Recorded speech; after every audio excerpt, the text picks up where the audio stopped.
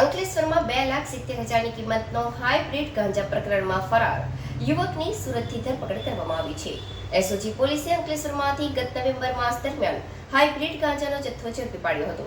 સુરતથી પોલીસે ઝડપી પાડેલ ઈસમ બીએસસીનો વિદ્યાર્થી સાથે કોમ્પ્યુટર ડિઝાઇનર અને માર્કેટિંગ સાથે સંકળાયેલ યુવક છે. ગાંજાના બંધાણી વિદ્યાર્થી નશા માટે ગાંજાનો સપ્લાયર બન્યો હતો. ભરૂચ એસઓજી પોલીસે અંકલેશ્વરમાંથી ગત નવેમ્બર માસ દરમિયાન હાઇબ્રિડ ગાંજાનો જથ્થો ઝડપી પાડ્યો હતો. આ કાર્યવાહી દરમિયાન 2 આરોપીઓની ધરપકડ કરી 2,70,000થી વધુનો મુદ્દામાલ જપ્ત કરવામાં આવ્યો હતો. ત્યારબાદ આ ગુનામાં ફરાર રહેલા એક આરોપીની પણ ઝડપી પાડી વધુ તપાસ હાથ ધરાઈ હતી. અંકલેશ્વર રાજપીપળા ચોકડી નજીક ભરૂચ એસઓજી પોલીસની ટીમ એક્ટિવા પર ગાંજાનું વેચાણ થતું હોવાની મળેલી માહિતીના આધારે ગોઠવાયેલા ટ્રેપ દરમિયાન આકાશ યાદવ નામના યુવકને અટકાવી તેની તલાશી લેવામાં આવતા હાઇબ્રિડ ગાંજો ઝડપાયો હતો. પોલીસે 2,70,000નો મુદ્દામાલ જપ્ત કરી ગુનો નોંધી તપાસ શરૂ કરી હતી.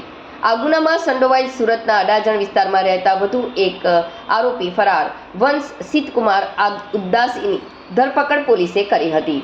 ઝડપાયેલી ઈસમની પૂછપરછમાં જે વિગતો સામે આવી એ જાણી પોલીસ પણ એક તબક્કે વિચારમગ્ન બની હતી. માર્કેટિંગ કરતા ઈસમ કોમ્પ્યુટર પર વેબ ડિઝાઇન સાથે બીએસસીનો અભ્યાસ કરી રહ્યો છે અને વધુમાં તેને ગાંજાની લત લાગતા નશાનો શોખ પૂરો કરવા ગાંજાના નશા સાથે તેને સપ્લાય કરવાનું શરૂ કરી એક પેડલર બની ગયો હતો. સાધન સંપન્ન પરિવારમાંથી આવતા વંશ સિદ્ધકુમાર ઉદ્દાસી નશાના રવાડે ચડ્યા બાદ હવે નશાનો વેપલો પણ શરૂ કરી દીધો હતો. હાલ પોલીસે તેની ધરપકડ કરી પ્રાથમિક પૂછપરછ બાદ રિમાન્ડની તજવીજ શરૂ કરી હતી.